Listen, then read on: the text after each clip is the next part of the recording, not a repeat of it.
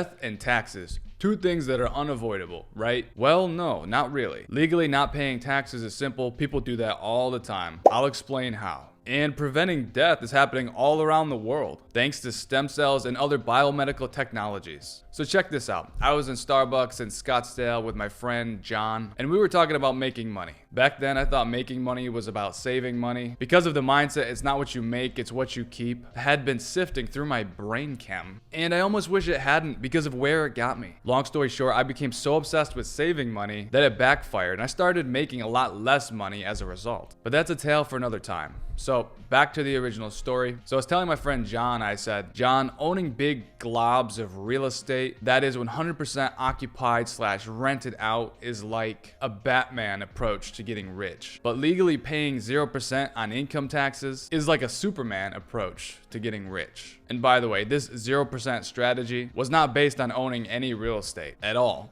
or doing anything shady or janky. It was based simply on where you live and where you work and what kind of citizen you are. At the time, I was doing the Batman strategy and I just wanted to switch to the Superman strategy so I could do what it do. Instant harder than the huge. My Superman strategy was a wild one, like Flo Rida's hit single. You know, hey, I heard you was a wild one. Ooh, ooh, ooh. I'll let the singer sing and I'll get back to what I do. Okay, I want to go listen to that song real quick, BRB. God, that song gets the people flowing. Hey, go ahead and click that like button if you haven't already. It helps me and the channel to grow and make better content for you. Back on topic, the Superman strategy was introduced to me indirectly by a friend of mine named George, who told me to check out this website called the Nomad Capitalist. So I did, and this was in 2017, and I was making $50,000 per month in gross income with very high margins. So long story short, I paid Andrew, the dude who owns and runs Nomad Capitalist, and he devised a plan for me to keep my United States citizenship while legally lowering my tax liability. The catch, and there has to be a catch, right, was for the strategy to actually work, I'd have to not be inside of the United States for at least 330 calendar days for the first year. Then years 2 and 3, I believe you could actually be in the United States like a significant amount longer than those 30 days. Anyways, this is called the physical presence test, which is used to qualify for the FEI, which stands for the Foreign Earned Income Exclusion. Quick side note, if you ever want to truly live 100% tax-free, get a citizenship in another country if you can, then get a passport from that country so you can travel, and then renounce your citizenship in the United States if you are a US citizen. And then only live in one country at a time for 179 calendar days, which is just less than 6 months.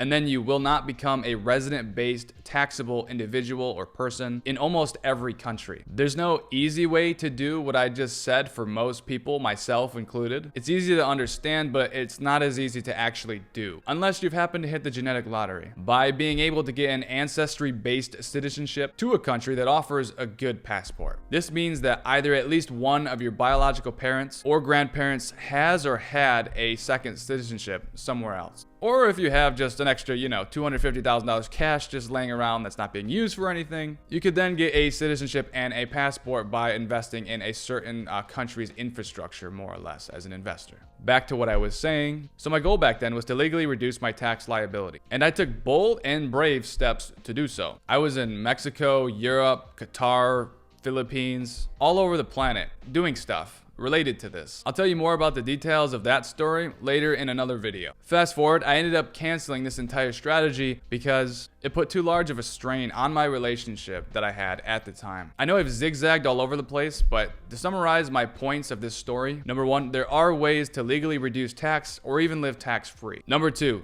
but there are also ways that you can live almost tax-free and remain a US citizen. One way to do that is to buy a lot of real estate rentals and then take the 3.36% per year phantom expense called depreciation over a period of 27.5 years. For example, if you had 20 rentals and 20 sources of depreciation, this would lower your entire taxable income, including all of its sources. And what's also awesome is that this tax write-off does not lower the gross income number that mortgage brokers and lenders use to calculate your debt to income ratio to determine if you can be lended money money to use to buy more appreciating assets. This expense is large and it directly lowers your taxable income. Even though in reality, it's not a real expense per se. You're not actually losing that money and you're still taking the expense/tax write-off. It's incredible. It's worth noting that the principal payoff on your mortgage, on your rental, cannot be written off for tax purposes. But according to my calculations, in many cases, the depreciation expense can be 2 to 2.5 times higher than the principal payoff anyway.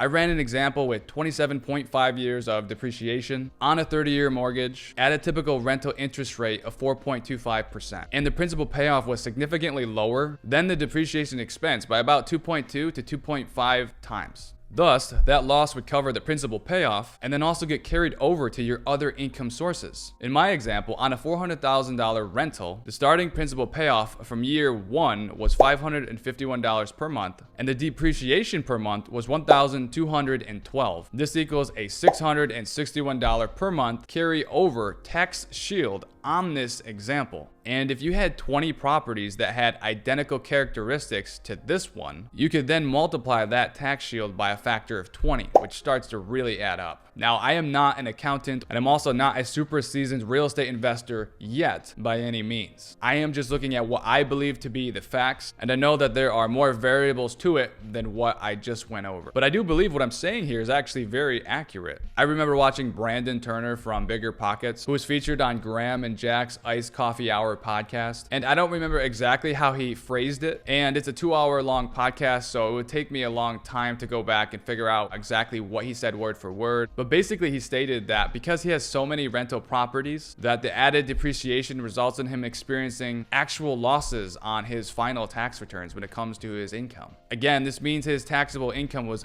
$0, if I heard and got the gist of what he was saying on that podcast correctly, which I believe I did. Case in point, if you stack enough of these depreciation write-offs together, the profit that you gain from these rentals would basically be tax-free profit, more or less, which can then spill over to your entire income and all of its sources, and not just the real estate rentals in question. And if any of your real estate rentals are already functioning at an actual on-paper loss, this new loss then gets carried over. Big companies like Google and Amazon greatly reduce their taxes down to the point where they probably don't pay very much actual taxes. And my belief is they understand how to use this law surrounding depreciation in a legal way to achieve this outcome. All of the salaries that are given to CEOs, owners, and employees are of course going to be taxed no matter what. You cannot not pay taxes on an active income source like a W-2 income from a actual salary or wages. So just to recap, here's how to pay 0% income taxes as a US citizen. One way to do it, which I attempted to do and then changed my mind, is to get a citizenship and a passport from another country. And then afterwards, you could then keep your US citizenship, live outside of the United States the majority of the time, and then get a huge discount on taxes from the foreign earned income exclusion. Or you could just renounce your United States citizenship entirely to pay 0% income taxes for life. Also, I am not encouraging either one of these strategies. I am just saying that this is how it works. Or another option is you could keep your United States citizenship and stay in the country and then just get a bunch of real estate rentals with the help of OPM, which stands for other people's money. And you can get OPM by watching the videos on this channel and then following the steps. And after acquiring these rentals, you can legally then take and use the depreciation tax write-off / incentive and then scale that depreciation tax incentive to the point where it lowers your taxable income down to practically nothing, if not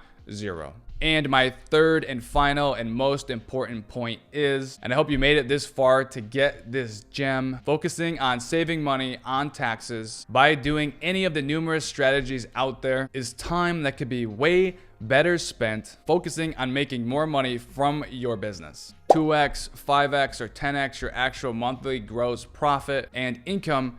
Just do that. You'll be way more successful and feel way better about your situation and life in general than every other entrepreneur who becomes obsessed with not paying taxes. Trust me, I've been there, I've done that, and can attest to this. Follow my advice. It's better to make $100,000 per month and pay $35,000 in income taxes on that and have $65,000 left over after income taxes than to make $10,000 per month and then pay 0% or nothing on income taxes. Just pay your taxes and worry about 2xing, 5xing, or 10xing your actual business income instead. Hope you found this video valuable. All right, smash that like button if you have not already. It helps me grow the channel, myself, and to make better content for you. I appreciate it. Love you guys. As always, peace.